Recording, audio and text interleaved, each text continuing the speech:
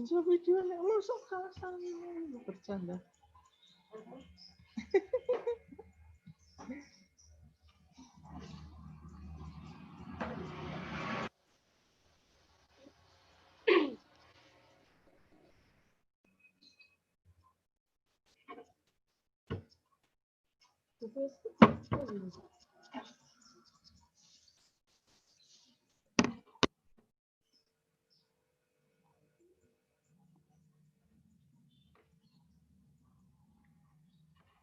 Cek sound. Terima kasih. Ya, sudah masuk, Kang.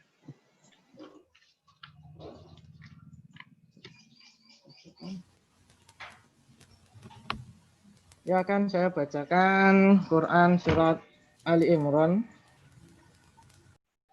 mulai dari ayat pertama sampai ke 9. A'udzu billahi as-sami'il 'alim minasy syaithanir rajim. Bismillahirrahmanirrahim. Alif Lam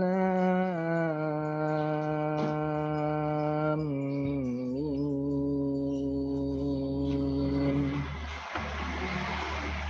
Allahu la ilaha illa huwal hayyul qayyum.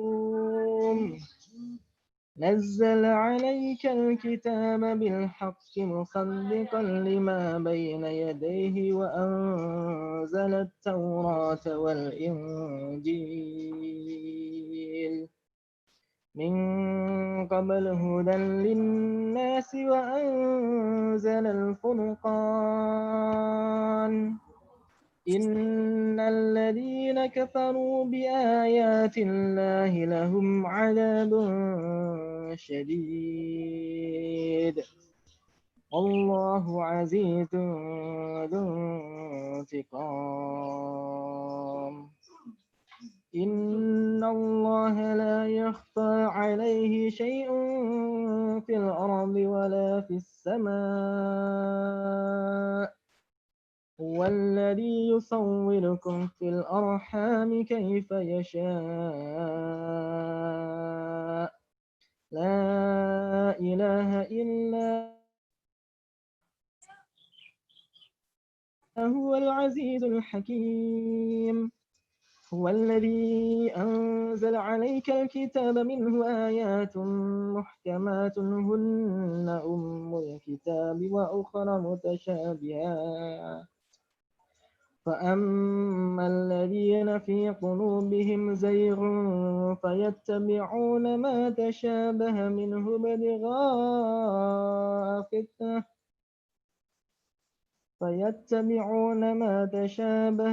ابتغاء الفتنة وابتغاء تأويله وما يعلم تأويله إلا الله والراسخون في العلم يقولون آمنا به كل من عند ربنا وما يذكر إلا أولو الألباب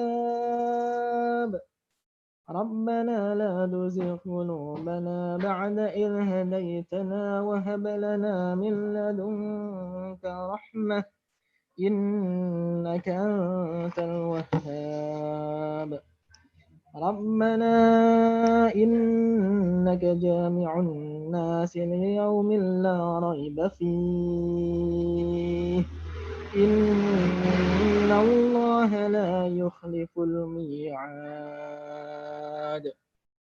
صدق الله العظيم. Assalamualaikum warahmatullahi wabarakatuh. Saya kembalikan kepada M. Waalaikumsalam warahmatullahi wabarakatuh. Ya, terima kasih kepada Kang Arif yang sudah membacakan ayat-ayat suci Al-Quran. Mudah-mudahan senantiasa diberkahi oleh Allah SWT, baik yang membaca maupun yang mendengarkannya. Sebenarnya kami ucapkan selamat datang kepada Pak Jamal Firdaus yang sudah join. Alhamdulillah ya. Baik, jadi setelah pembacaan ayat suci Al-Quran. Kemudian acara yang ketiga yaitu acara inti. Namun sebelumnya saya infokan kepada teman-teman semua bahwa nanti akan ada giveaway bagi teman-teman, bagi sahabat semua.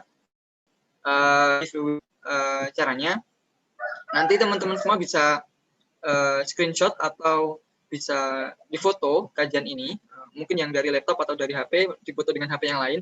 Terus kemudian nanti bisa dibikin story di IG. Terus di tag di IG-nya BKPRMI. IG-nya BKPRMI itu @bkprmi.banguntapan. Nah, nanti bisa di tag di situ, dan insya Allah nanti bagi teman-teman yang beruntung akan mendapatkan pulsa atau saldo GoPay atau saldo ShopeePay sebesar Rp25.000. Baik, ya selanjutnya langsung aja karena Ustadz Jelmi sudah datang. Yaitu acara inti atau kajian Ahad pagi yang insya Allah akan disampaikan oleh Ustadz Jamil Firdaus. Kepada beliau kami persilahkan sampai jam 8 kurang 5 menit nanti untuk sesi tanya jawab. Kami persilahkan. Assalamualaikum warahmatullahi wabarakatuh. Waalaikumsalam warahmatullahi wabarakatuh. Waalaikumsalam warahmatullahi wabarakatuh.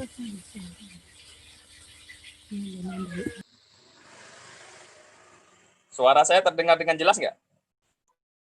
Alhamdulillah, jelas banget. Jelas, Pak. Alhamdulillah. Terdengar, Tat. Alhamdulillah. Ya, alhamdulillahirabbil alamin. Hadana li hadaddin wa ma kunna linahtadiya laula an hadanallah. Asyhadu an la ilaha illallah wa asyhadu anna Muhammadan abduhu wa rasuluh. La nabiyya wa la rasula ba'da. Segala puji bagi Allah Subhanahu wa taala. Salawat serta salam semoga diberikan kepada Nabiullah Sayyidina Muhammad sallallahu alaihi wasallam. Mudah-mudahan sehat semuanya ya. Udah lama kita nggak jumpa, kurang lebih 3 tahun. Ya, beberapa hari yang lalu ada yang menghubungi saya dari rekan BKPM RI terkait dengan diskusi via Zoom tentang materi kenapa kita membutuhkan Al-Quran. Baik, kawan-kawanku yang dimuliakan oleh Allah Subhanahu wa taala, sebenarnya terkait dengan kita selaku manusia yang terlahir dari tidak tahu apa-apa. Jadi bahkan kita itu tidak bisa mengetahui diri kita siapa, dari mana, mau kemana, dan bagaimana pola kehidupan yang harus kita jalankan. Karena ketidaktahuan kita itulah Allah memiliki kepedulian sebagai yang membuat kita menciptakan atau memberi SOP, standar untuk menjalankan hidup, atau buku panduan kalau dalam mesin itu, berupa Al-Quranul Karim. Nah, itu sebagai bentuk panduan cara merawat kita, menjalankan kita, dan bagaimana ekosistem kehidupan di sekitar kita. Itu lengkap, udah. Lengkap. Wah, bagaimana mungkin lengkap, Pak Ustadz? Kalau cara membuat roti aja di dalam Al-Quran nggak ada. Gimana itu jawabannya? Katanya lengkap. Cara bikin aspal jalan nggak ada, Ustadz.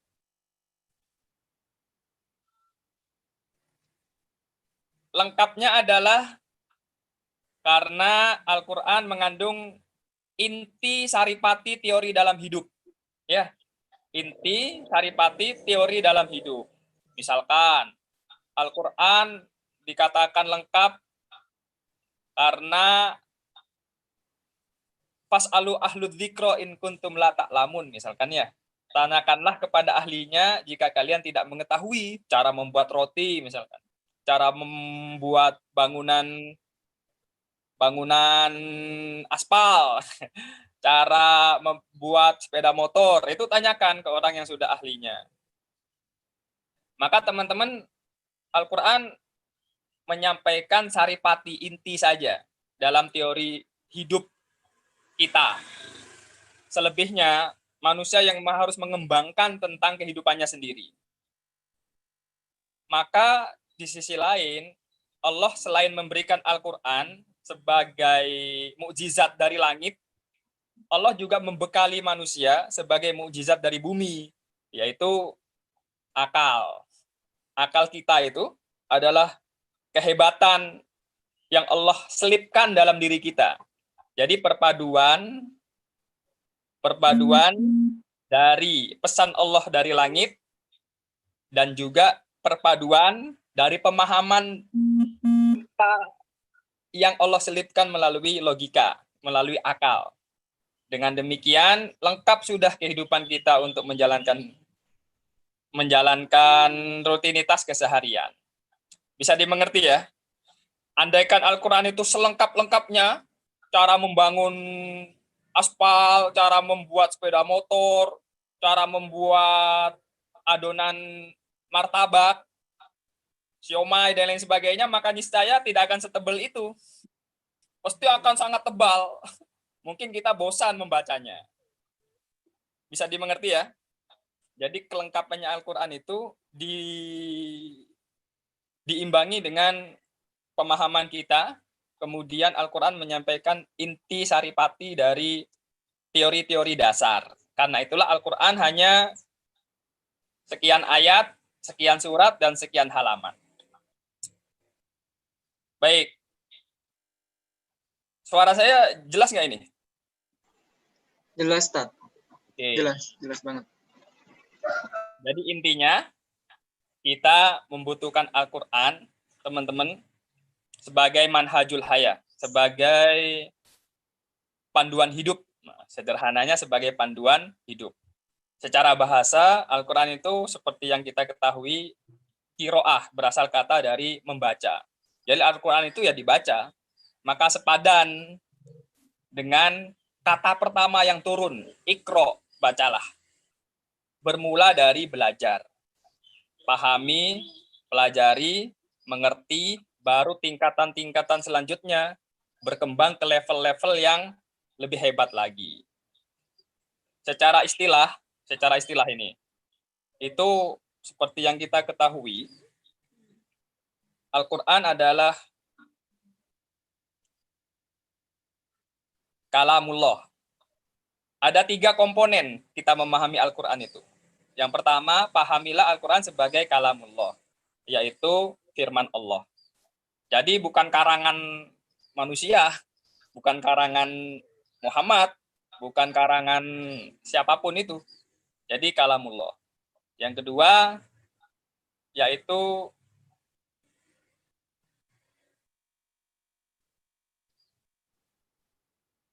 membacanya merupakan ibadah. Jadi memang harus dibaca, bukan hanya sebagai hiasan dinding saja. Ya, jadi harus dimengerti, dibaca, dipelajari. Dan yang komponen yang ketiga, diturunkan kepada Nabiullah, yaitu kepada Muhammad Shallallahu Alaihi Wasallam. Karena diturunkan kepada Nabi Muhammad, konsekuensinya ya harus mengikuti prototipe, contoh langsung. Jadi kita bersumber kepada contohnya langsung, yaitu orang yang menerima dan diturunkan Al-Quran kepadanya. Jadi ada 3 komponen memahami Al-Quran secara istilah. Ya. Pertama adalah kalamullah, yang kedua adalah membacanya ibadah, dan yang ketiga diturunkan kepada Nabiullah. Nah, 3 itulah pemahaman tentang Al-Quran. Al-Quran adalah kalamullah munazzal ala Muhammad muta'abbad bitilawatihi. Demikian para pakar mendefinisikan Al-Quran. Baik kawan-kawan yang dimuliakan oleh Allah, berikutnya bagaimana kita bisa menjadikan Al-Quran itu sebagai manhajul haya, sebagai panduan menjalankan kehidupan. Atau pertanyaan yang lain, bagaimana atau kenapa kita membutuhkan Al-Quran? Ada 2 syarat jika kita betul-betul membutuhkan Al-Quran atau menerima Al-Quran sebagai panduan. Ada 2 syarat nih. Setidaknya ini, seminimal mungkin ada 2 syarat. Ini seperti yang disampaikan dalam surat Al-Baqarah ayat pertama kan, kita disuguhkan dalikal kitabul la raiba fi hudal lil muttaqin. Dalikal kitabul la raiba fi hudan lil muttaqin. Ada yang tahu artinya siapa? Ada yang bacakan artinya? Admin bisa bacakan artinya? Halo? Ya, ya Pak. Coba bacakan artinya. Ya, dalikal kitabul la raiba fihi hudal lil muttaqin itu ada di Al-Baqarah ayat kedua, artinya kitab Al-Qur'an ini tidak ada keraguan padanya. Petunjuk bagi mereka yang bertakwa. Oke. Jadi teman-teman, kenapa kita butuh Al-Qur'an? Karena dua alasan. Atau pertanyaan yang lain, bagaimana menjadikan Al-Qur'an sebagai pedoman hidup? Karena dua alasan. Berdasarkan ayat itu. Yang paling sederhana, ayat tersebut, dan dicantumkan di awal-awal Al-Quran. Sehingga kita agar mudah mengingatnya. Ada dua alasan. Alasan yang pertama, tidak ada keraguan. Yaitu, keilmuannya itu valid. Ya, keilmuannya itu benar-benar tidak ada salahnya. Valid. Validitasnya itu tinggi. Maka teman-teman, ini dijadikan teori dalam hidup kita semua. Tirulah yang benar. Tirulah yang benar. Jangan sekali-kali meniru yang salah.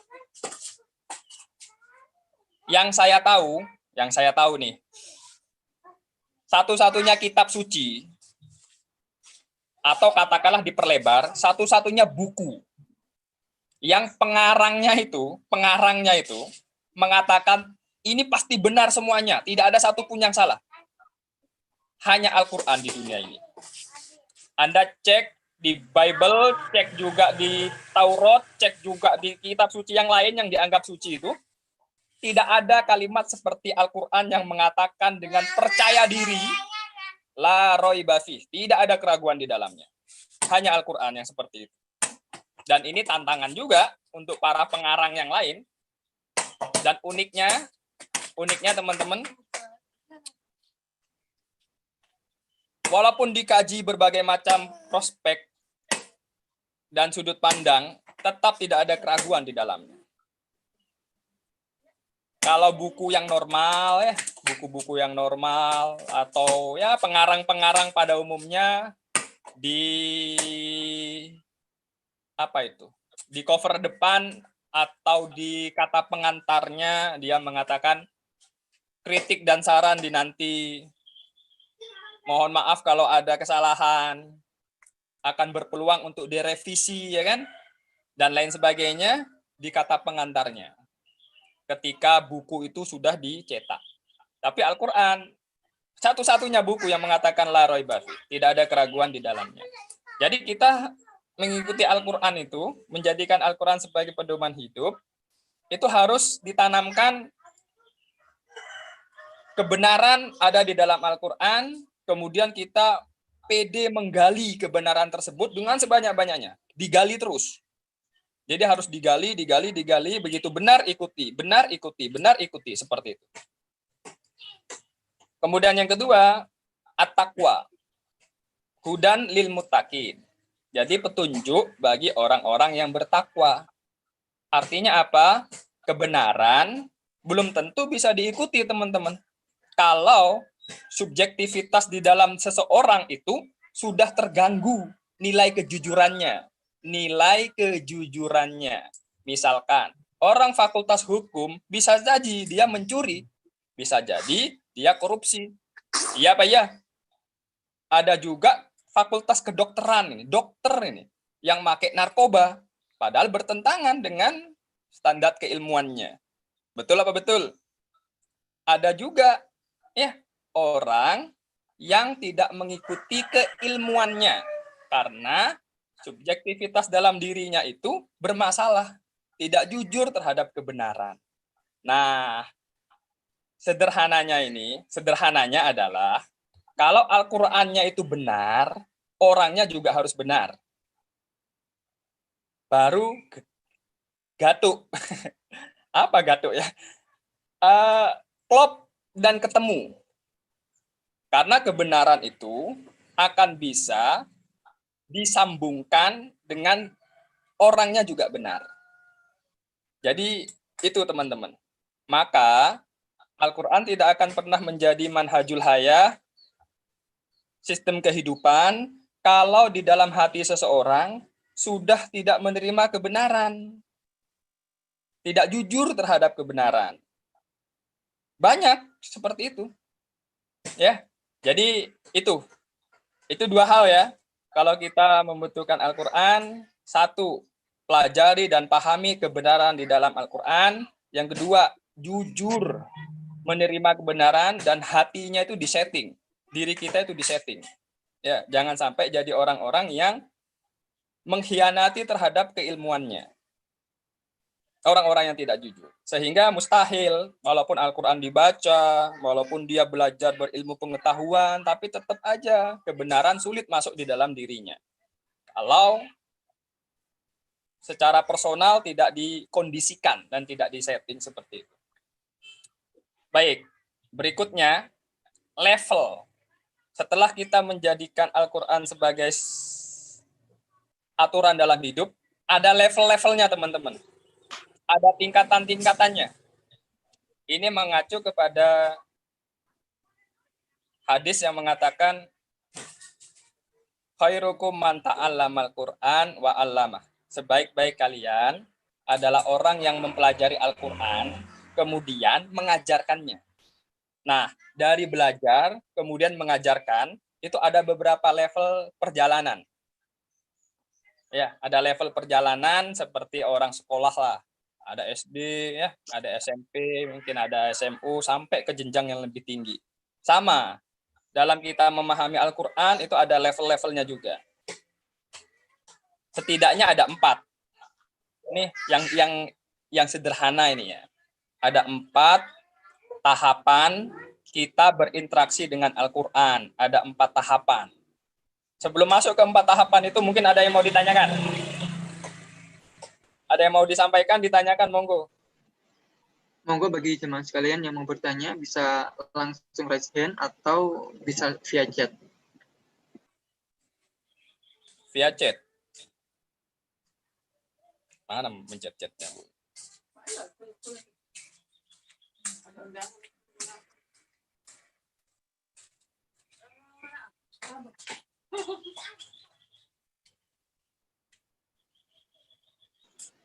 Sepertinya belum ada nih Tats ya. Belum ada, berarti lanjut. Ya, lanjut. Ya lanjut dulu Tats. Baik, saya ceritakan ya tentang sebuah kisah nih. Tentang sebuah kisah, biar refresh sedikit ya. Jadi Alkisah pada zaman dahulu itu ada perkampungan di atas gunung. Dikarenakan tidak pernah turun hujan, ini tidak pernah turun hujan, sehingga kelaparan. Saat kelaparan, kepala suku nih, mengumpulkan 10 pemuda yang terbaik untuk mencari makanan, turun gunung ke hutan. Mencari makanan, turun gunung ke hutan. Ditunjuklah satu orang sebagai ketuanya. 10 pemuda ini. Satu orang sebagai ketua. Turun gunung, namun kepala suku berpesan kepada satu orang ketua tersebut. Pesannya tersembunyi. Ewes, beres ya. Pesannya itu. 10 pemuda ini turun gunung, berburu di hutan. Nah, ketika berburu nih, ternyata nggak dapat buruan. Nggak dapat satupun hewan buruan, teman-teman. Kemudian hujan lebat, badai, hujan, kelaparan semuanya, diputuskan mereka mau pulang. Dah, pulang aja. Pulanglah semuanya. Tapi ketua tadi menyarankan kita pulang melewati jalan pintas. Apa jalan pintasnya? Jalan pintasnya kita masuk pulang lewat gua. Semuanya sepakat lewat gua. Begitu jalan ke gua, sebelum masuk gua, baru sampai di pintu guanya, ketuanya berpesan, di dalam gua nanti, apapun yang Anda temukan, apapun yang kawan-kawan temukan, pungut dan ambil, masukkan ke dalam keranjang. Pungut dan ambil, masukkan ke dalam keranjang. Masuklah semuanya ke dalam gua tersebut. Kemudian, gua kan gelap nih, nggak melihat apa-apa. Dari satu ketua berpesan, apa yang Anda temukan di dalam gua, pungut, ambil, masukkan ke dalam keranjang. Nah, dari 9 orang anak buahnya ini, anggotanya ini, terpecah menjadi 3. Terpecah menjadi 3. Golongan pertama berpikir, 3 orang berpikir, ngapain ngambil yang di dalam gua? Gelap. Hanya batu saja. Kalau kita masukkan ke dalam keranjang, kita pungut ambil masukkan ke dalam keranjang, bikin berat perjalanan. Akhirnya kelompok pertama yang 3 orang ini tidak mengambil apapun. Nah, kelompok yang kedua.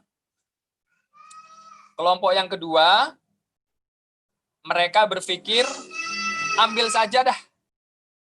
Seadanya, sedikit. Jangan banyak-banyak. Ngapain di dalam gua hanya ada batu. Kalau ngambil banyak-banyak bikin berat.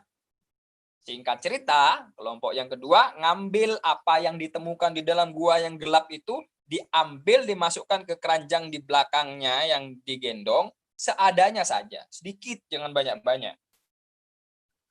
Karena bikin berat, dia sangka sebagai batu. Dan ada lagi kelompok yang ketiga. Kelompok yang ketiga ini, sami'na wa atokna.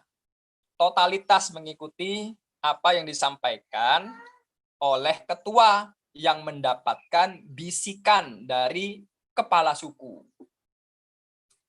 Singkat cerita, kelompok yang ketiga, apa yang dipungut, diambil, dimasukkan ke dalam rangsel keranjang yang dia gendong. Apa yang dia temukan, sampai jalannya itu berat, teman-teman. Jalannya itu berat, melelahkan. Apa yang dia temukan, entah batu, entah apa, dia masukkan ke dalam keranjang. Singkat cerita, terpecah jadi 3 kelompok tersebut. Keluarlah mereka dari gua. Dan kembali ke kampung halaman, ketemu dengan kepala suku. Dikumpulkan sama kepala suku, berkumpul melingkar, kemudian kepala suku memerintahkan kepada mereka, apa yang ada di keranjang kalian, keluarkan. Singkat cerita, kelompok yang pertama takut. Oh, maaf kepala suku, saya tidak membawa apapun. Karena kami pikir, ngapain bawa batu, di sini banyak. Kelompok yang kedua mengeluarkannya. Dan ternyata teman-teman tahu apa yang dikeluarkan? Yang dikeluarkan dari keranjangnya adalah bongkahan batu dan berlian. Emas dan berlian. Walaupun ada batunya. Baru tercengang semuanya. Kelompok kedua mengatakan, oh menyesal. Kenapa hanya membawa sedikit? Kenapa kok nggak banyak? Kelompok yang ketiga, girang dan sangat senang. Yang dia bawa adalah bongkahan emas dan berlian. Yang sebelumnya dia sangka adalah batu. Singkat cerita, kehidupan manusia seperti itu. Ada 3 pola tersebut. Kita mau masuk pola yang mana? Pola yang pertama, menolak instruksi dan pedoman dalam perjalanan. Diperintahkan untuk melakukan sesuatu, ogah mengerjakannya. Mengambil asumsi dari dirinya sendiri. Padahal dirinya tidak mengetahui strategi dan apa yang akan ditemukan dalam kehidupan. Karena dunia ini gelap. Dunia ini gelap karena ganjaran dan pahala ketika kita melakukan kebaikan tidak menerima secara langsung, tapi akan diberikan ketika di akhirat. Coba ya, kalau kita melakukan kebaikan, dapat pahala, pahalanya langsung turun dari langit, jebret, seketika itu juga. Kira-kira manusia pada soleh nggak? Jawab. Soleh semua ya, baik-baik semua manusia itu. Nah, pola yang kedua, kelompok yang kedua ini, ya standar lah. Kadang ngikutin, kadang enggak, ada nakalnya juga, kadang dia maksiat, kadang dia taat ya, dan seterusnya. Tapi kelompok yang ketiga, ini kelompok yang terbaik. Nah, kelompok yang ketiga inilah yang totalitas mengikuti pedoman hidup dan totalitas menerima. Ya, secara kafah katanya kalau bahasa Al-Qur'an ini. Kafah mengikutinya. Jadi kelompok yang ketiga. Ini cerita ini diambil dari salah satu buku yang pernah saya baca. Dan cerita ini sebenarnya miniatur, teman-teman. Ya, ini adalah analogi kehidupan kita. Kita itu perjalanan dari satu titik ke titik yang lain. Dan perjalanannya tersebut melingkar, teman-teman. Dia perjalanan melingkar dia. Dari Allah dan akan kembali kepada Allah. Paham ya? Kemudian dunia ini sebenarnya gelap, teman-teman. Dunia ini gelap. Kita hanya bisa mendeteksi melalui panca indera. Dan itu terbatas. Kemampuan kita mengindra itu sebenarnya sangat terbatas. Padahal ada banyak hal yang tidak kita ketahui. Seperti kita berjalan dalam sebuah gua yang gelap. Maka kita butuh panduan. Nah, panduannya apa? Ya, wejangan dan pesan dari kepala suku tersebut. Wejangan dan pesan dari kepala suku. Kalau dianalogikan, ya pesan dari Allah Subhanahu wa Ta'ala. Yang dititipkan kepada ketua rombongan, yaitu the messenger, yaitu Rasulullah. Kalau kita nggak mengikuti Rasulullah, kita akan terputus terhadap pesan dari Allah. Dan itu fatal.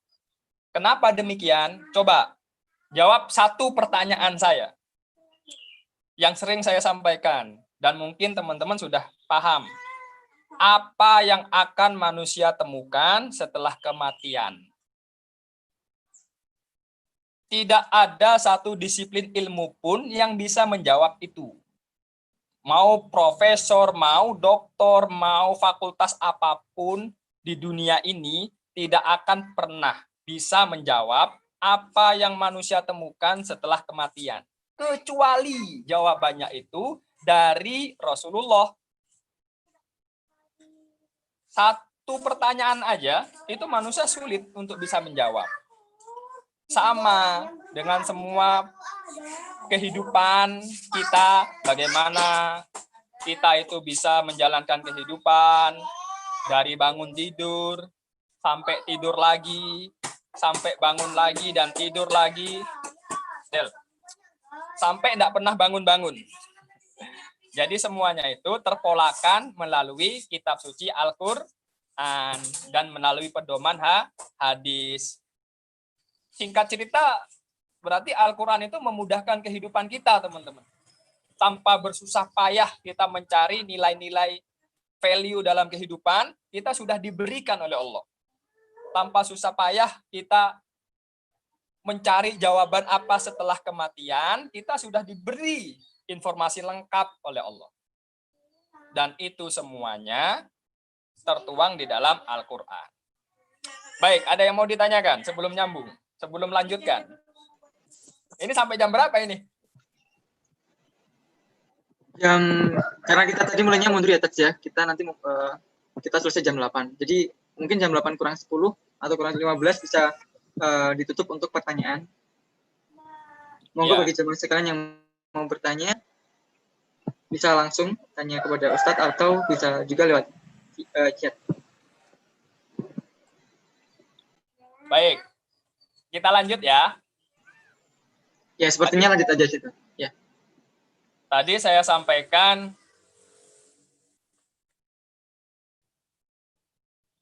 kenapa kita membutuhkan Al-Quran sudah kejawab.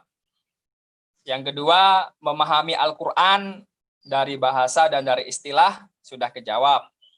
Yang ketiga, menjadikan Al-Quran sebagai panduan hidup ada syaratnya, ada 2 syarat itu, yaitu gali kebenaran dalam Al-Quran, kemudian setting diri kita sebagai orang yang bertakwa. Sudah kejawab. Sekarang yang keempat. Yang keempat ini level berinteraksi dengan Al-Quran. Kaifa nata'ammul ma'al Quran. Ini Syekh Qaradawi menulis sebuah buku menarik. Bagaimana interaksi kita dengan Al-Quran. Itu lengkap di sana. Nah, teman-teman, secara sederhana, interaksi dengan Al-Quran itu ada 4 level. Ini yang paling sederhana. Yang pertama, membacanya atau tartil.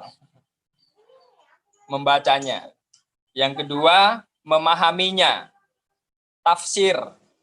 Yang pertama membacanya, tajwid dan tartil. Yang kedua adalah memahaminya, yaitu tafsir. Bisa mentafsirnya. Yang ketiga adalah mengamalkannya. Dan yang terakhir, menyampaikannya atau mengajarkannya atau mendakwahkannya. Baik, kita bahas yang pertama. Membacanya. Untuk bisa membaca, harus memahami setidaknya ini ya, yaitu bahasa Arab. Karena nahnu nazzalna Qur'anan Arabiyan. Kata Allah, aku turunkan Al-Quran dalam bahasa Arab. Itu konsekuensi logisnya, kita harus memahami bahasa Arab, teman-teman. Jadi jangan sampai nih ya, kita meninggal dunia tidak memahami bahasa Arab. Atau setidaknya tunjukkan kepada Allah bahwa kita sudah berusaha dengan menyempatkan 1 jam dalam 1 minggu belajar bahasa Arab. Kalau enggak demikian, berarti enggak ada upaya secara serius. Kita membaca terjemahan, itu bukan Al-Quran, teman-teman. Itu terjemahan Al-Quran kalau bahasa Indonesia kita baca. Itu bukan Al-Quran. Itu terjemahan Al-Quran.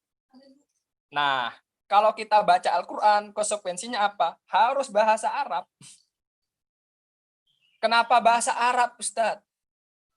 Karena Al-Quran berpesan, la'allakum ta'qilun. Agar kalian itu berpikir. Jadi kalau kita baca Al-Quran dan kita paham bahasa Arabnya, kita akan mengenal struktur bahasa, kehebatan, makna yang terkandung di dalam Al-Quran tersebut. Jadi upayakan kita mempelajari tentang bahasa Arab. Yang kedua, tajwid. Nah, dari tajwid ini kita mudah ya.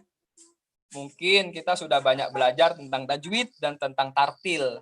Tapi level berikutnya bahasa Arab.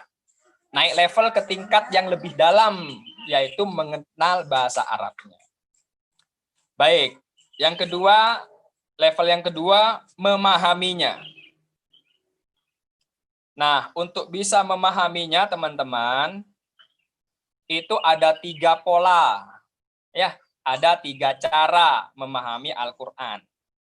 Cara yang pertama, yaitu dikenal dengan istilah riwayah. Tafsir birriwayah. Memahami makna Al-Quran dengan Al-Quran sendiri. Memahami ayat Al-Quran menggunakan hadis Rasulullah sendiri. Jadi ayat Al-Quran ditafsirkan dengan ayat. Ayat Al-Quran ditafsirkan dengan hadis. Ini yang dikenal dengan istilah tafsir bir riwayah. Salah satu referensinya baca buku tafsir misalkan Ibnu Katsir. Ya, itu banyak tuh Al-Quran ayat dijelaskan dengan ayat. Paham ya? Jadi itu. Cara yang kedua untuk bisa mentafsirkan ada yang namanya tafsir bidiroyah. Diroyah. Diroyah itu apa? Mentafsirkan dan memahami Al-Quran itu menggunakan keilmuan. Baik itu logika maupun disiplin ilmu. Misalkan ayatnya berbicara tentang hukum, maka mentafsirkan Al-Quran menggunakan disiplin ilmu hukum. Misalkan ayatnya berbicara tentang sosial, maka mentafsirkan dan memahami Al-Quran menggunakan keilmuan disiplin ilmu sosial. Itu cara yang kedua. Jadi, makin pintar seseorang, makin cerdas dan dalam memahami Al-Quran.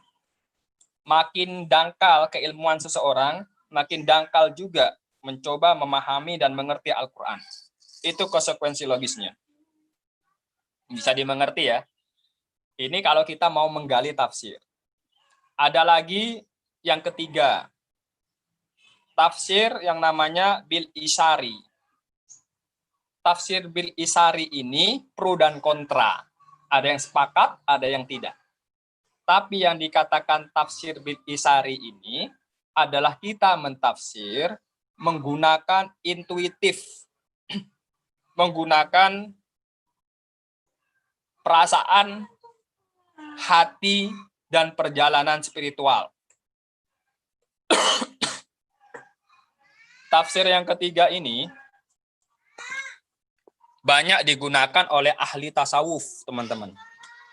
Digunakan oleh ahli tasawuf dan ada cara-cara khusus dalam disiplin ilmunya itu. Tapi beresiko nyeleneh. Beresiko agak melenceng dan aneh. Tapi tidak apa-apa. Itu adalah bagian dari khazanah Islam yang perlu saya sampaikan. Ada 3 model dalam menggali tafsir. Ada yang menggunakan tafsir bir riwayah, ada yang menggunakan tafsir bidiroyah, ada yang bil isari. 3-tiganya sudah saya jelaskan, nanti tonton ulang rekodnya. Ini direkam apa enggak ini? Iya, direkod, nanti kita ya. upload di YouTube kita.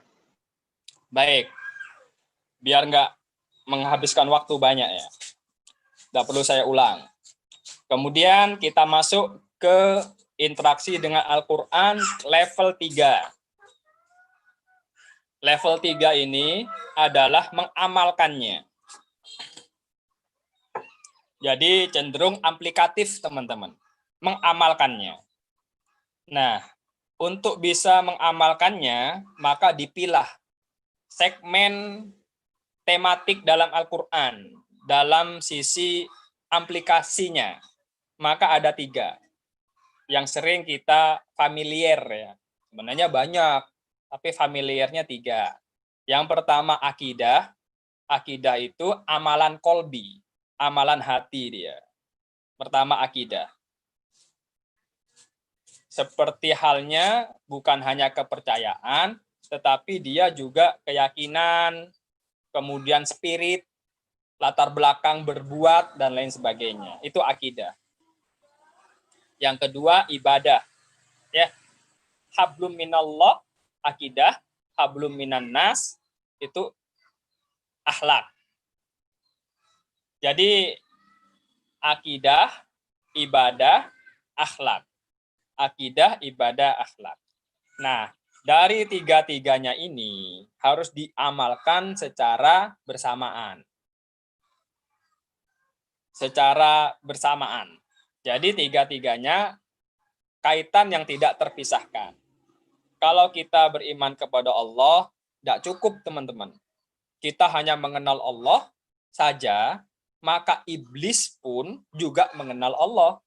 Bahkan iblis itu lebih mengenal Allah daripada kita mengenal Allah. Iya Pak, iya. Pertanyaan saya, kenapa iblis dilaknat oleh Allah? Kenapa Allah tidak suka terhadap iblis? Karena kepercayaan iblis kepada Allah sebagai penciptanya tidak diimbangi dengan ketakwaannya kepada penciptanya. Kepercayaan iblis kepada Allah hanya berhenti pada Allah sebagai pencipta, tetapi tidak diikuti ketaatan dalam berupa ibadah. Apa itu? Disuruh sujud, tidak mau sujud. Itu intinya. Maka percaya aja nggak cukup.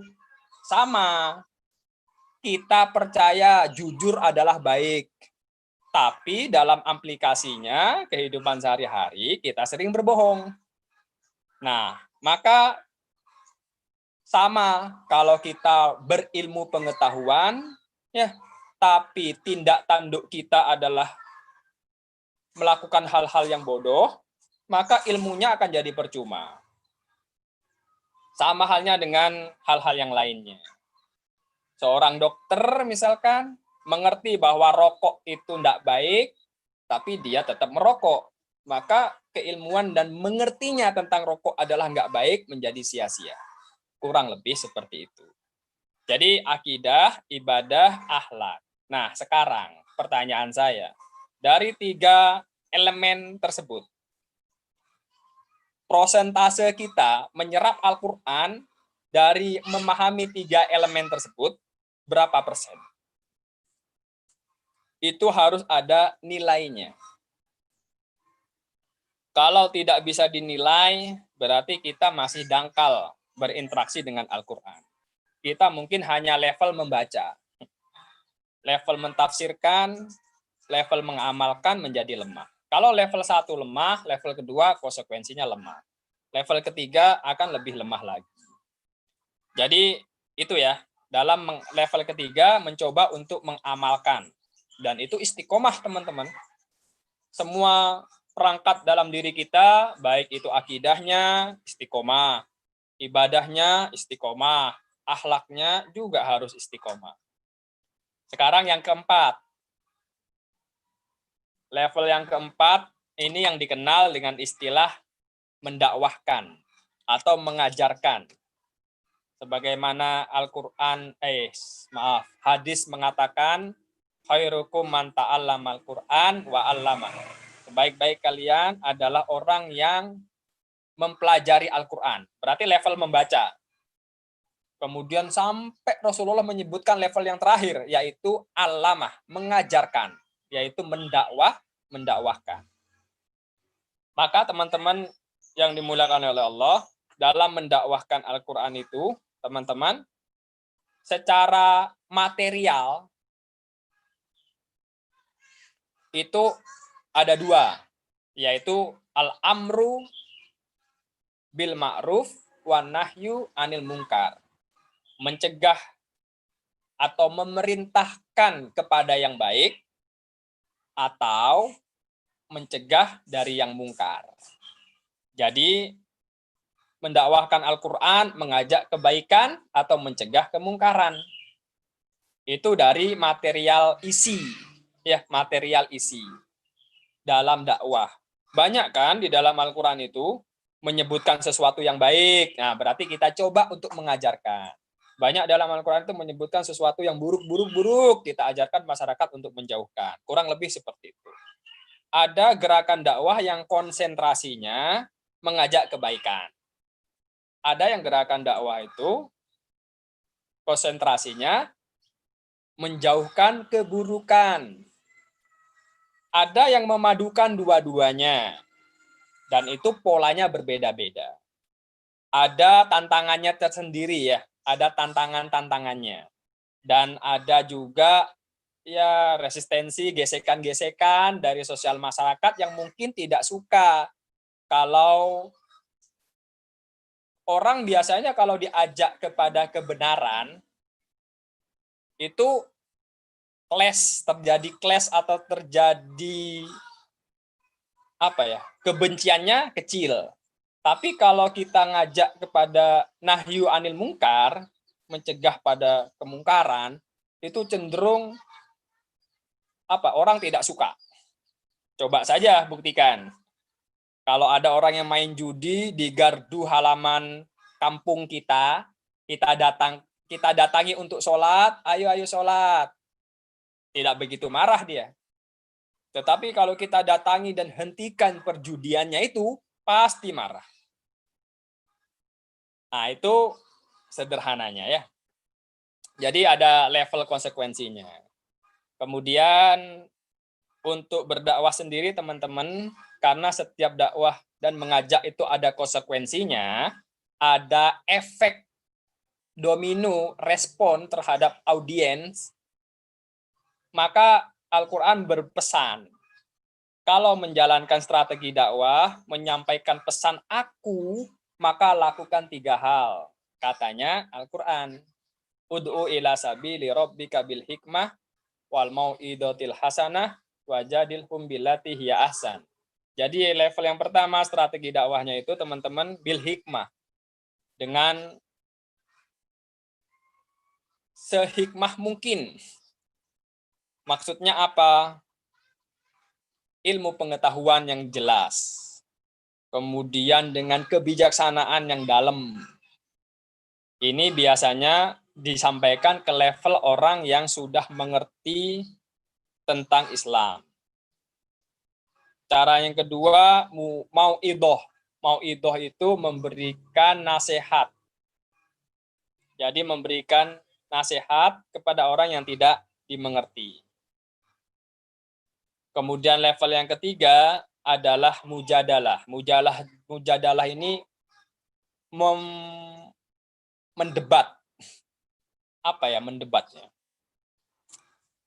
Menyampaikan dengan secara frontal sebenarnya tentang sesuatu yang tidak dibenarkan, kemudian lawannya itu menolak kebenaran tersebut. Misalkan kita menyampaikan A kepada orang yang tidak menerima A.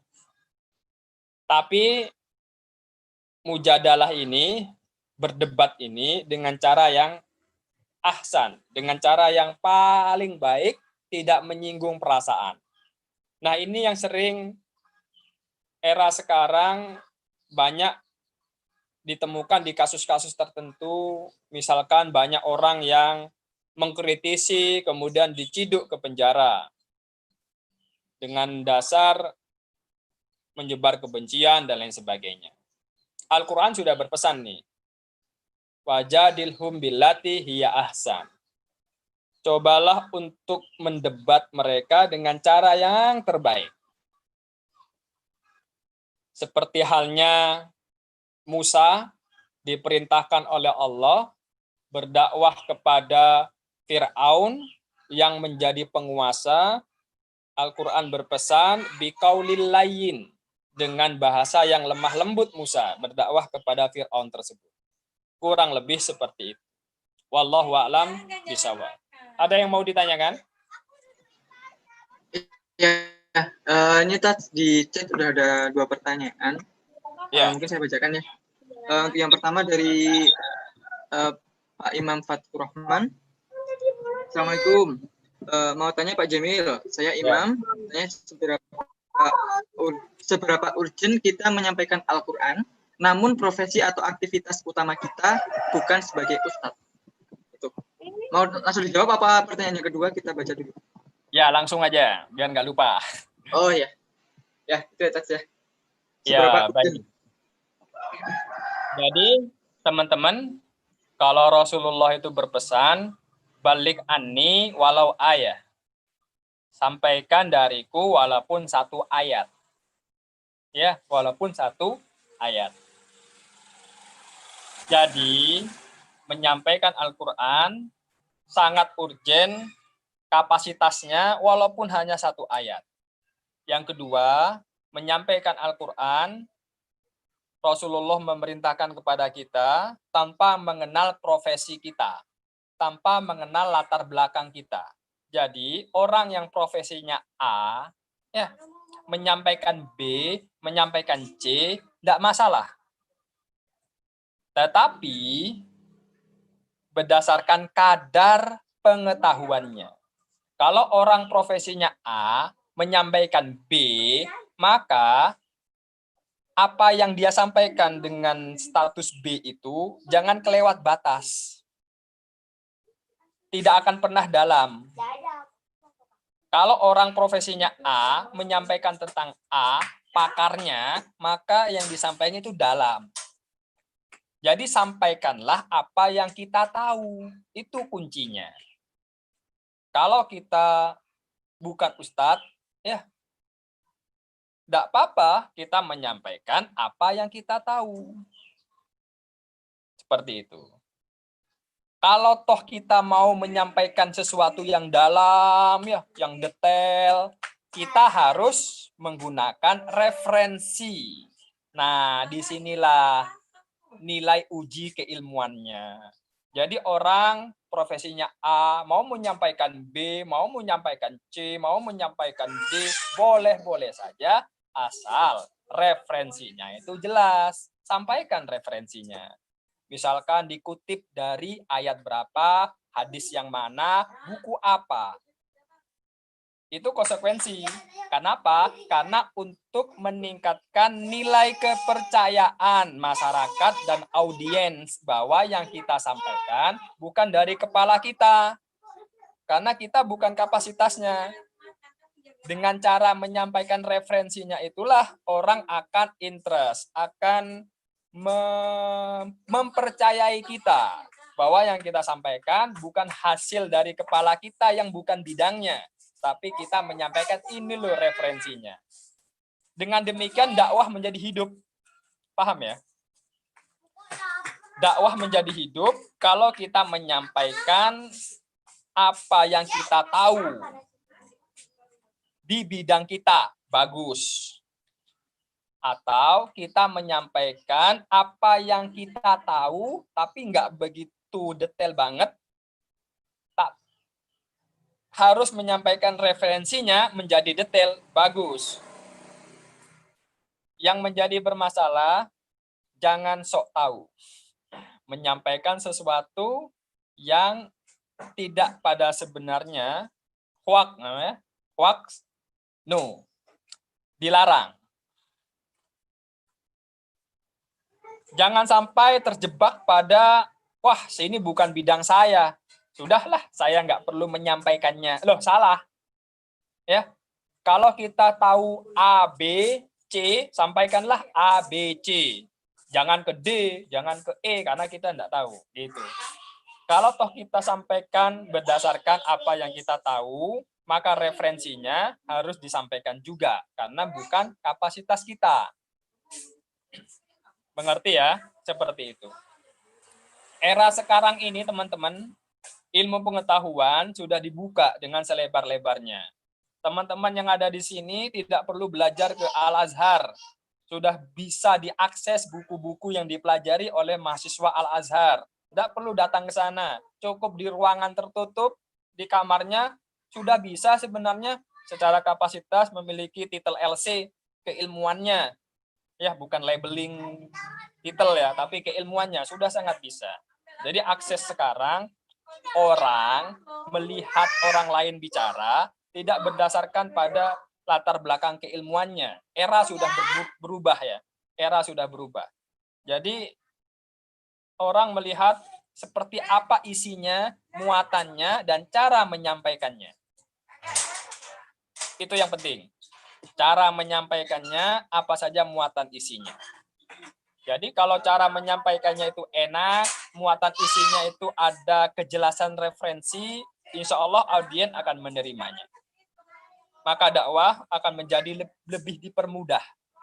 Era sekarang dakwah itu menjadi lebih dipermudah. Nah, orang-orang yang dolim juga sama, teman-teman. Menyebarkan hoax, menyebarkan informasi yang nggak benar, itu mereka juga santer, juga gencar. Nah, kalau kita terpelosok dengan paradigma dan pola berpikir yang masih klasik, ini bukan bidang saya, nggak perlu saya menyampaikan, saya malu, saya bukan fakultasnya. Hindari itu, jauhi itu. Yang penting kita jujur. Kalau kita tahu A, sampaikan A. Tapi harus di cross check terlebih dahulu. Apakah A ini benar? Dan cari referensinya. Kalau sudah di cross check, sudah ditabayun, sudah benar, sampaikan. Dengan demikian dakwah menjadi hidup. Wallahu a'lam bishawab. Itu saja. Ada yang lain? Ya, ada nih, ada 3 pertanyaan lagi. Untuk yang selanjutnya dari Ibu atau Mbak Dwi Susilowati, mau tanya, Tats, mana yang mesti didahulukan, memahami isi kandungan Al-Quran atau menghafalkannya? Jazakallah khair. Baik. Memahami isi Al-Quran atau apa? Menghafalkannya. Kalau saya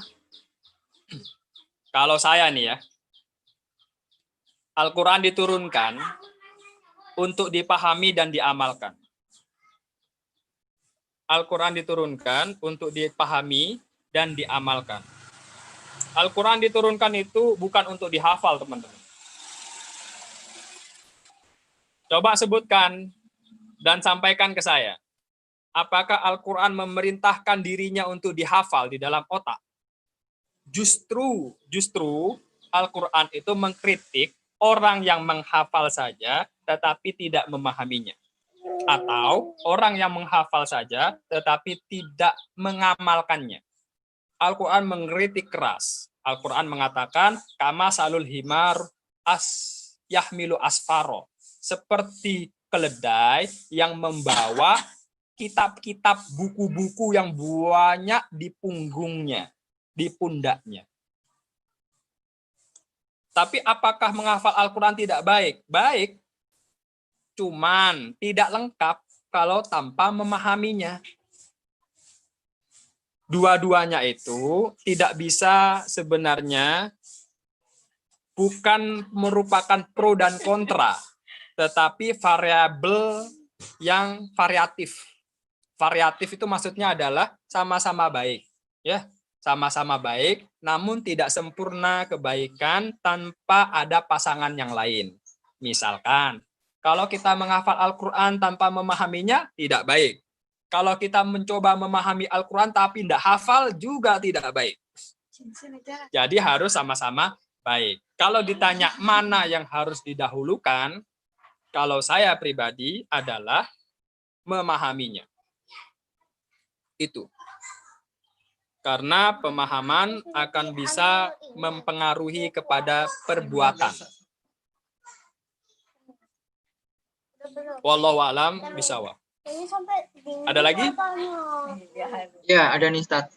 Selanjutnya dari Pak Arif atau Mbak Rizka Puspita. Assalamualaikum, Tats. Mau tanya, beda dari tafsir dengan takwil itu apa ya? Karena saya pernah mendengar kalau tak ada yang tahu takwil dari Al-Quran, itu hanya Allah yang tahu. Ya, itu. Ya, baik. Jadi, teman-teman, tafsir memahami isi Al-Quran. Ya, sesuai dengan lafadznya dan tanpa perselisihan, cenderung aman. Tapi kalau takwil itu memalingkan lafadz, makna dari lafadz yang asli kepada lafadz yang lainnya.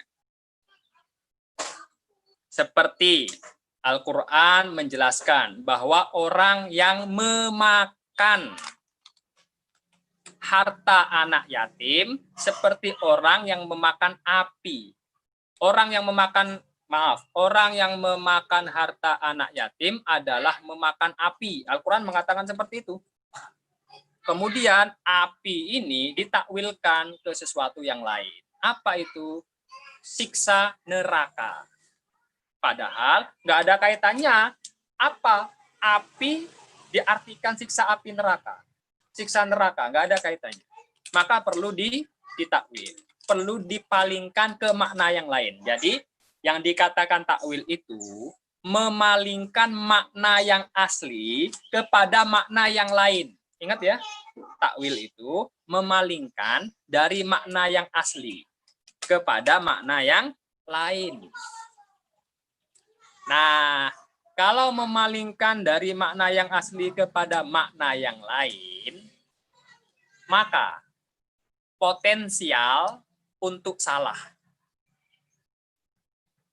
Dan ada strategi caranya.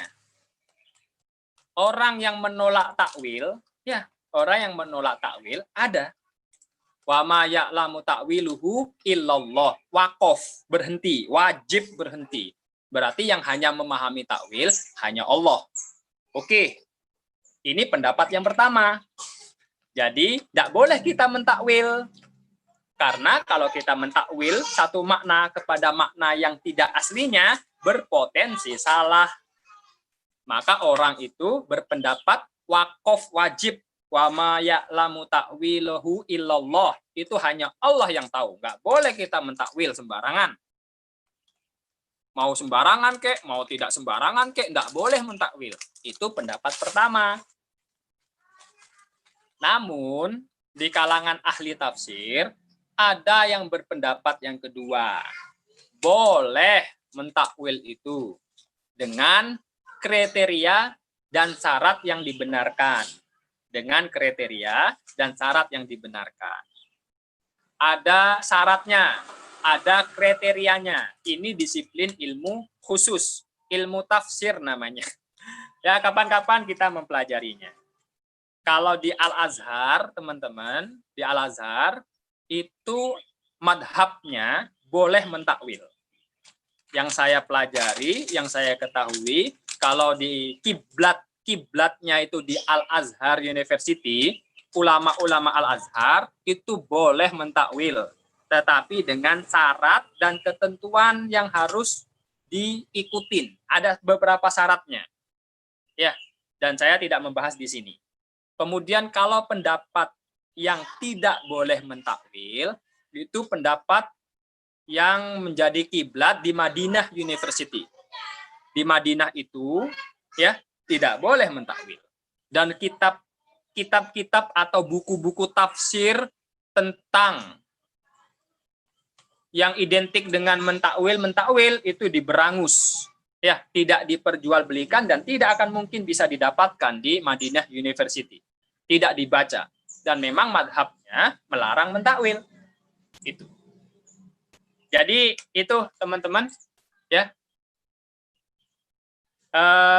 tentang apa itu takwil, bagaimana menyikapi takwil. Ada perbedaan pendapat. Wallahu a'lam bishawab. Ada lagi? Ada lagi Tats, ini dari Mbak Marlita Putri Kasari. Assalamualaikum Ustaz Jamil. Terima kasih Ustaz telah memberikan beberapa tips bagaimana berinteraksi dengan Al-Quran. Dunia ini gelap dan banyak sumber informasi yang belum tentu benar. Bagaimana cara kita punya sensitivitas terhadap informasi yang benar? Itu pertanyaannya. Sudah, itu Tats. Bagaimana cara kita punya sensitivitas terhadap informasi yang benar? Itu pertanyaannya. iya. Al-Quran menyampaikan bahwa apabila datang informasi dari orang yang fasik di antara kalian, maka fatabayyanu, cross check. Ya, cross check. Jadi seakan-akan Al-Quran berpesan dua hal. Satu, kenalilah sumber. Kalau sumbernya itu tidak bersumber atau sumbernya itu belum diragukan validitasnya, maka kita suruh cross check. Langkah kedua adalah meng-cross checknya. Jadi dua hal aja sebenarnya yang dilakukan teman-teman.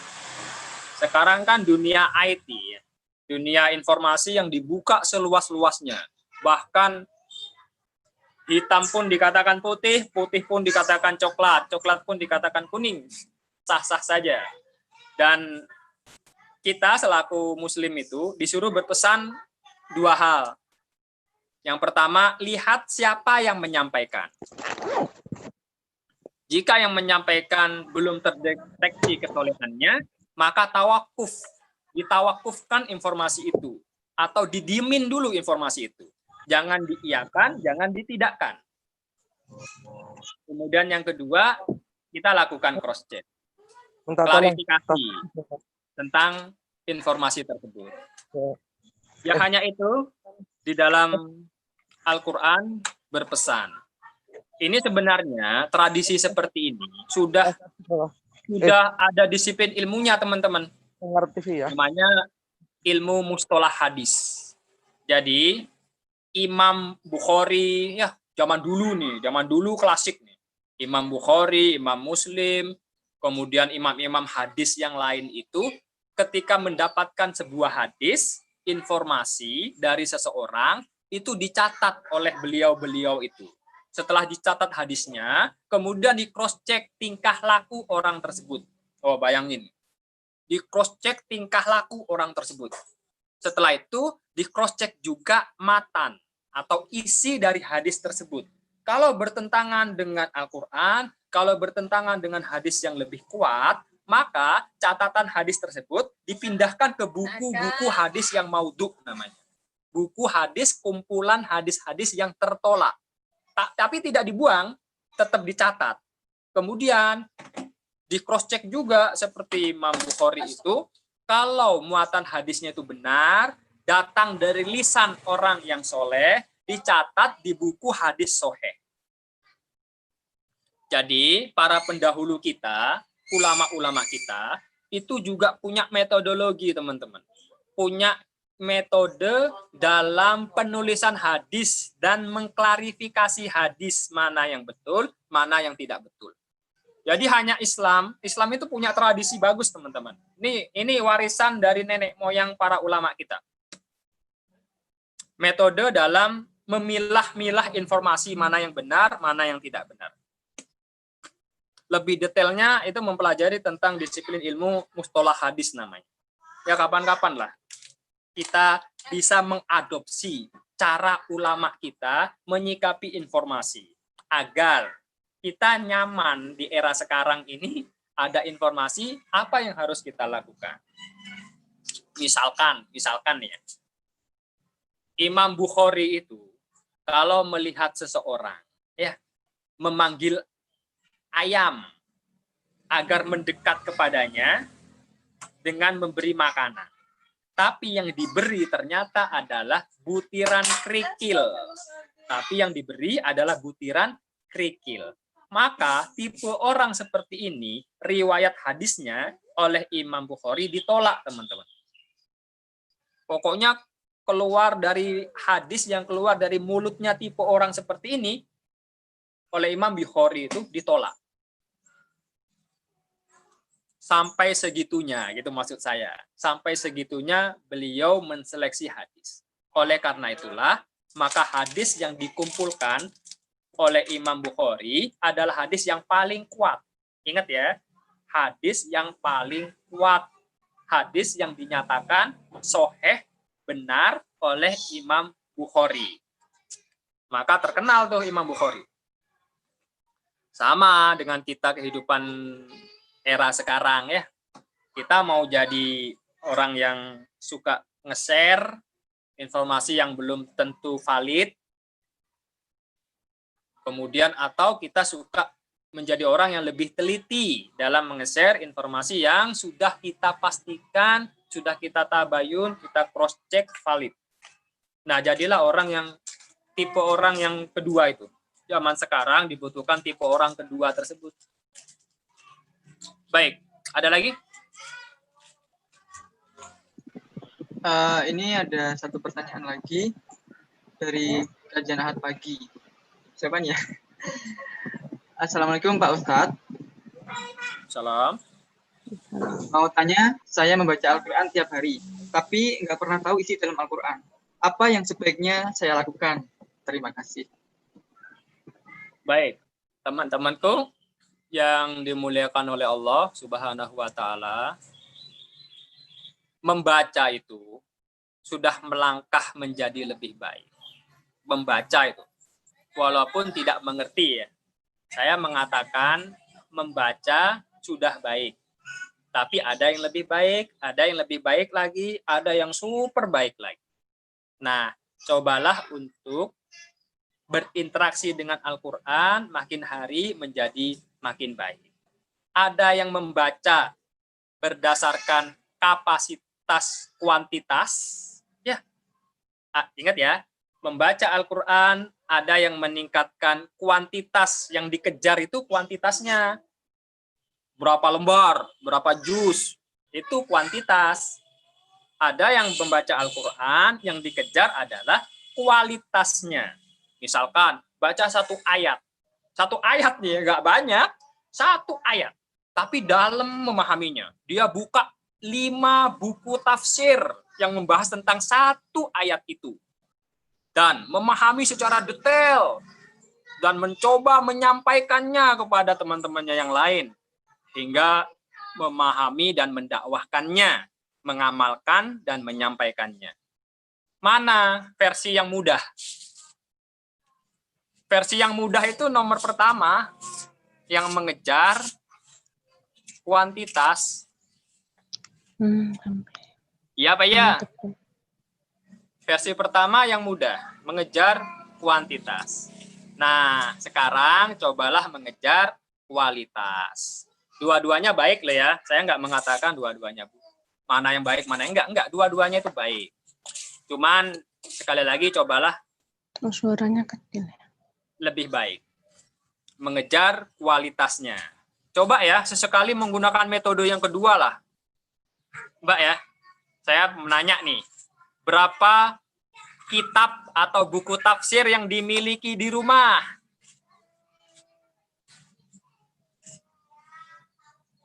Punya buku tafsir yang dimiliki di rumah? Hanya satu Ustadz. Tafsir Ibnu Katsir, bagus. 2 Ustadz, Ibnu Katsir sama Dilalil Quran misalkan, bagus. 3 Ustadz, bagus. 4, saya punya 3 metode. Tafsir model ini, model ini, model ini, bagus. Tapi coba untuk memahaminya. Teman-teman, kalau kita punya Al-Quran, itu insya Allah setiap rumah Muslim ada. Karena dibagi secara gratis minimal. Dan murah membelinya itu. Dan mudah didapatkannya. Tapi kalau yang model tafsir, itu lebih mahal teman-teman. Tapi tidak apa-apa. Dalam rangka mengejar kualitas. Kenapa demikian? Karena ilmu itu memang mahal. Tapi itu aset teman-teman. Itu investasi kita. Kita harus berani menginvestasikan, meningkatkan skill dan keilmuan kita. Kalau toh kita nggak belajar di kampus Islam, kalau toh kita tidak belajar di fakultas syariah, fakultas usuluddin, dan lain sebagainya, tapi kita bisa kok menginvestasikan keilmuan agar lebih naik tingkat. Dengan cara yang lebih mudah loh, otodidak, belajar sendiri, baca sendiri, itu akan meningkatkan kualitas interaksi kita dengan Al-Quran. Bagaimana caranya? Seperti yang saya sampaikan tadi.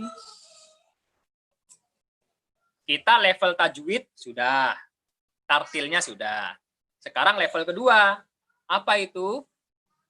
Pahami bahasa Arab. Les bahasa Arab. Atau belajar di channel YouTube tentang bahasa Arab. Boleh. Atau beli bukunya. Belajar bahasa Arab sendiri. Boleh. Atau datang masuk kelas ke salah satu senior ustadz yang memahami dan mau mengajarkan bahasa Arab. Boleh. Itu dulu lakukan. Baru kalau bahasa Arab sudah mengerti dan paham, kita naik ke level berikutnya. Apa itu? Memahami metode tafsir. Memahami metode tafsir ini teman-teman nggak perlu sebenarnya kita masuk ke fakultas tafsir. Nggak perlu. Ada banyak buku tipis, simple kok, tentang ngajarkan metode tafsir atau hal-hal yang lainnya. Jadi harus tingkatkan kualitas ya. Kalau kuantitasnya dipertahankan, ditingkatkan juga boleh, bagus. Berikutnya kualitas. Ini yang banyak dilupakan oleh umat Islam, ya. Banyak yang dilupakan oleh umat Islam memahami dan berinteraksi dengan Al-Qur'an, mengesampingkan kualitas, mengejar kuantitas. Apakah boleh? Boleh. Tidak salah, bagus. Tapi apakah umat seperti ini terus? Ya harus mencoba untuk meningkatkan level ya, seperti yang saya sampaikan tadi. Wallahu a'lam bishawab. Itu saja. Ada lagi? Mungkin ada satu lagi, boleh touch nih, touch. Ya. Ada yang raise hand, mungkin silakan Mbak Betty bisa di open mic-nya, di unmute. Ya Ustadz, suara saya kedengeran nggak, Tat? Iya, kedengeran, Mbak. Iya. Ya, ini tadi tentang saya mendapat nasihat kayak gitu, Ustadz. Kalau kita belajar itu harus dengan guru kayak gitu. Misalnya tadi kan Ustadz juga membicarakan tentang harus memperhatikan ilmu itu dengan sumbernya kayak itu. Mendapat nasihat kalau belajar tidak hanya dengan buku, jadi misalnya harus dengan guru, misalnya beliau berguru sama siapa, terus misalnya di pondok kayak gitu, apakah itu berlaku untuk semua ilmu atau hanya ilmu agama yang perlu kita belajar ke gurunya? Terus kalau boleh lagi, Tat, yang pertanyaan kedua itu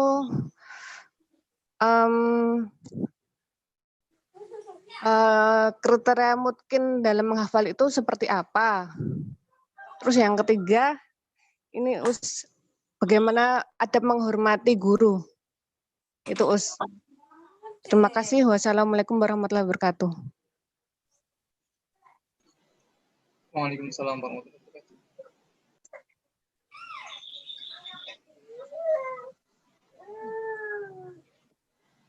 Sudah? Semoga baik. Kita coba untuk melompat dari tema ya. Pertama, tentang sanad keilmuan. Itu pertanyaannya dikenal dengan istilah sanad, talaki. Ilmu itu harus belajar secara tatap muka. Melihat ya, mata ke mata. Ini yang digembar-gemborkan. Ya, yang digembar-gemborkan dan disampaikan oleh disiplin ilmu hadis dan juga tahfidzul Quran. Cuman ada yang melebarkannya ke disiplin ilmu yang lain. Jadi akan lebih afdol kalau belajar ke ahlinya langsung dan tatap muka langsung, serta rentetan sanadnya itu jelas. Si A belajar kepada si A belajar kepada B, B belajar kepada C, C belajar kepada D, D belajar kepada, terus rentetannya itu nyampe kepada ulama besar. Sehingga terjaga kemurnian dan keasliannya. Apakah boleh? Boleh. Bagus. Dulu ya, sebelum dicatat ilmu hadis, semua umat Islam menerapkan metode seperti ini. Talaki namanya. Metode talaki, bertatap muka langsung. Namun, para ulama berpikir keras bahwa metode seperti ini tidak akan bisa eksis selama-lamanya. Harus ada metode baru. Apa itu? Bereferensi. Bereferensi itu maksudnya sebuah informasi itu harus ada badan validitas. Harus ada media atau cara memvalidasi dan menakar akurasinya. Maksudnya itu, oke, semua hadis dicatat saja dah. Semua hadis dicatat. Sampai kita bisa memilah mana yang benar, mana yang tidak. Maka nggak perlu kita itu datang ke masjid mendengarkan langsung. Cukup punya bukunya. Dan ini berpengaruh kepada umat Islam setelah kita. Setelah ini, maka pencatatan itu menjadi semerbak bunga yang menebar. Itu era-era abad keempat, abad kelima. Kaum muslimin mencatat hadis. Kemudian semuanya dengan metode mencatat hadis. Untuk mengetahui satu hadis, nggak perlu datang ke para ulama mendengarkan langsung dengan telinga. Tapi cukup mencatat, membuka catatannya itu. Maka teman-teman, di era sekarang, informasi yang begitu dibuka, kalau kita menggunakan metode talaki, metode bersanad, itu akan melambatkan keilmuan kita dan bisa berjalan merangkak. Maka gunakanlah metode yang kedua. Tidak perlu kita bertatap muka, tetapi kita bisa menyerap ilmu berdasarkan referensi yang jelas. Kita bisa belajar dari Kordowi yang berada di Qatar. Kita juga bisa belajar dari Grand Sheikh Ulama Al-Azhar walaupun kita di rumah, dengan nonton video YouTube-nya, dengan membaca buku-bukunya. Bukankah itu juga memiliki kesepadanan dengan berjumpa secara materi, secara material, bertatap muka secara fisik? Punya kesepadanan, punya kesamaan. Sama, disiplin ilmu yang lain juga seperti itu. Namun ya, metode talaki, metode bertatap muka secara langsung, itu lebih mahal harganya. Lebih spesial. Dia akan cenderung masuk ke hati dan pikiran, lebih lengket dan mendalam. Jadi harganya lebih mahal. Kemudian meminimalisir kesalahan. Karena bersanad dan bertatap muka langsung. Kalau saya pribadi, pakai dua-duanya. Mau talaki, mau sanad, boleh. Mau pakai referensi buku, pakai YouTube, pakai artikel, e-book, boleh. Yang nggak boleh itu nggak mau belajar, teman-teman. Yang nggak mau belajar, itu yang nggak boleh. Apakah disiplin ilmu tertentu harus bersanad? Enggak ada ketentuannya. Disiplin ilmu tertentu harus bersanad, nggak ada ketentuannya. Yang saya tahu nih, yang masih menggunakan sistem keilmuan harus bersanad, itu adalah tahfidz dan ilmu qiraah. Ilmu tahfidz dan ilmu qiraah itu bersanad. Karena mereka mentradisikan itu. Ada sistem rentetan keilmuannya, ada semacam formulir atau apa itu, kalau kita pernah ngikutin seminar dapat sertifikat. Itu dia yang saya maksud. Ada sertifikatnya dan itu bersanad. Disiplin ilmu tajwid, disiplin ilmu tahfidz, disiplin ilmu qiraah, mereka masih menjaga dan melestarikan eksis harus bersanad. Ya enggak apa-apa, itu metode mereka, boleh-boleh saja. Itu ya. Kemudian yang kedua, terkait dengan mutqin, menghafal Al-Quran. Teman-teman, berdasarkan pendapat dan pengalaman para hufat, orang yang memang berkecimpung dan konsen menghafal Al-Quran, itu kalau kepengen mutqin, ya, itu harus punya guru, teman-teman. Punya guru dan rutin setoran. Itu salah satunya efek paling berpengaruh untuk bisa mutqin. Itu berdasarkan informasi dari para hufat ya, para orang yang menghafal Al-Quran. Tetapi apakah hanya itu, Ustadz? Enggak. Yang bisa mungkin menghafal Al-Quran itu selain punya guru, ya juga dari sumber hatinya ya, keistiqomahan diri, lingkungan, kemudian punya guru yang bisa didatangi, dan lain sebagainya. Kompleks sebenarnya untuk bisa mungkin itu. Tapi yang terbesar, berdasarkan informasi dari rekan-rekan para hufat itu, harus punya guru, teman-teman, untuk bisa mungkin. Yaitu wallahu a'lam bishawab. Kemudian yang terakhir, adab terhadap guru. Adab terhadap guru, bukunya banyak sih yang membahas tentang ini. Tapi yang paling terkenal, yang paling banyak dibaca, yang paling banyak dijadikan referensi, baik itu di pesantren tradisional, terutama di kalangan NU ya, terutama di kalangan NU, itu taklim muta'alim. Ya, taklim muta'alim.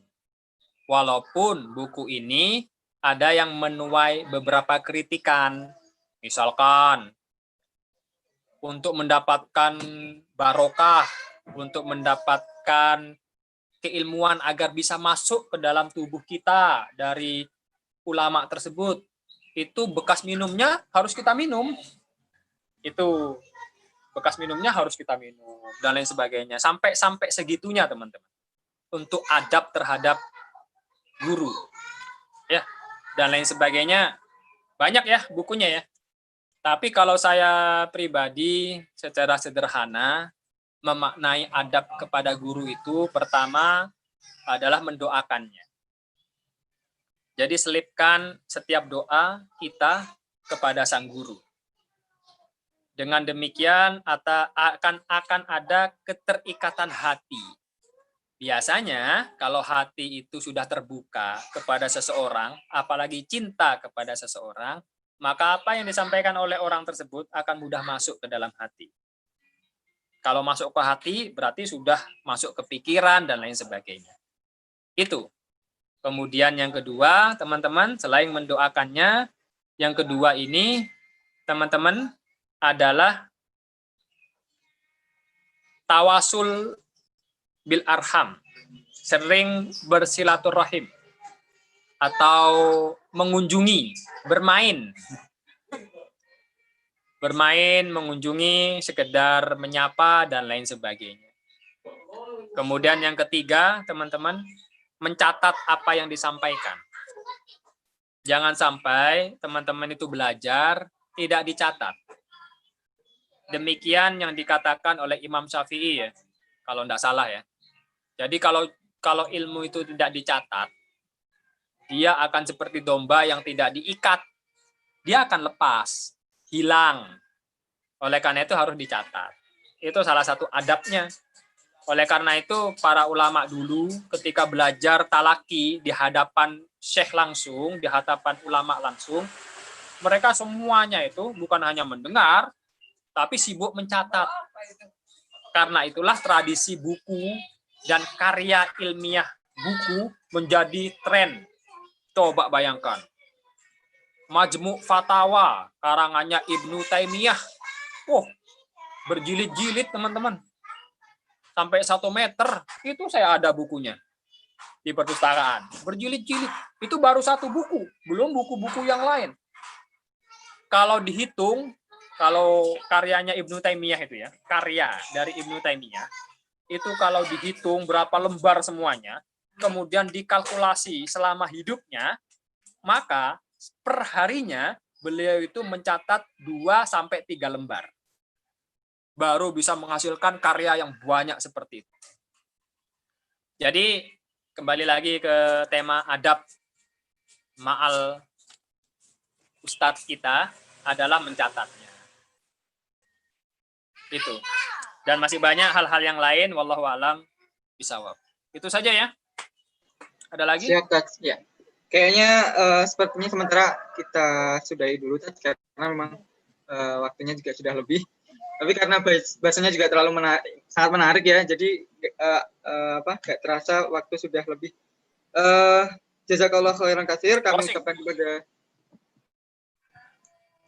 Ustadz Jamil Firdaus atas kesempatannya sudah berkenan untuk bersamai kita di kajian Ahad Pagi pertama kali ini, dan senang banget kita bisa bareng lagi kajian bersama Ustadz Jamil yang sudah hampir 3 tahun kali ya. Kalau di sini tercatat tanggal 19 November 2017 terakhir Ustadz kajian di kajian Ahad Pagi. Jadi 3 tahun yang lalu, alhamdulillah bisa bareng lagi karena Ustadz di Madura ya, karena mudik di Madura atau kembali lagi ke kampung halaman. Alhamdulillah, mudah-mudahan nanti tetap bisa lanjut lagi. Jadi biasanya Ustadz Jamil ini Ustadz rutin kita di kajian Ahad Pagi yang mengisi khusus kajian tafsir. Jadi mungkin untuk kedepannya bisa dilanjutkan lagi mungkin ya, ya.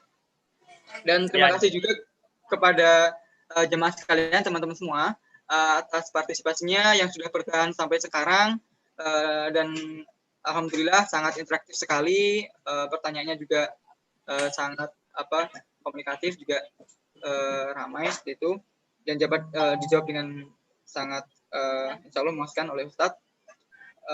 Sebelumnya saya informasikan lagi bahwa kajian ini nanti akan ada giveaway atau ada hadiah bagi teman-teman sekalian. Caranya seperti yang sudah ada di chat.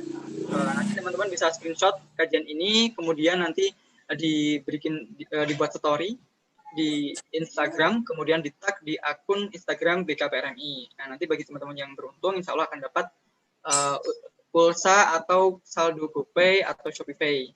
Nanti tinggal milih untuk dari ketiga itu, nanti teman-teman milih yang mana, nanti tinggal kita kirim seperti itu. Baik, oh ya, ada juga ini mungkin bagi teman-teman yang berkenan untuk mengisi presensi, ada linknya ini yang dikirim di chat oleh Mbak Karina. Mungkin bagi teman-teman jemaah bisa mengisi presensi di link itu.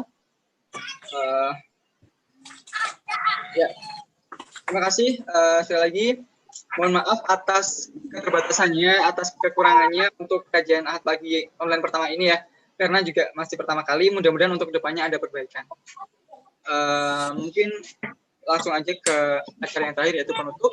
Marilah kita tutup atau kita syukuri kajian Ahad Pagi pada pagi ini dengan membaca hamdalah bersama-sama. Alhamdulillahirrahmanirrahim. Dari kami, kurang mohon maaf. Wassalamualaikum warahmatullahi wabarakatuh. Waalaikumsalam. Terima kasih. Terima kasih, Tat.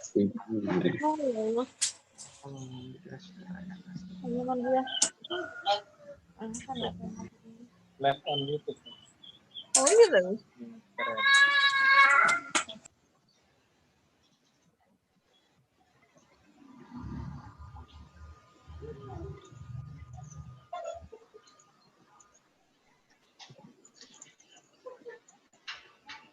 Nak berbayar ya tampilannya gitu ya. Ono record, ono macam-macam. Gitu. Lagi ya, Hah? mungkin berbayar tak jelas lah. Aku nih, enggak nih. Ayo pun. Soalnya Pak Arif jadi co-host.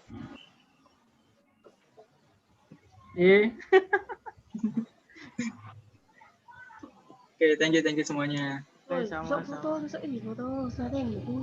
Hah? Foto kajian itu di foto zoom ini di screenshot maksudnya.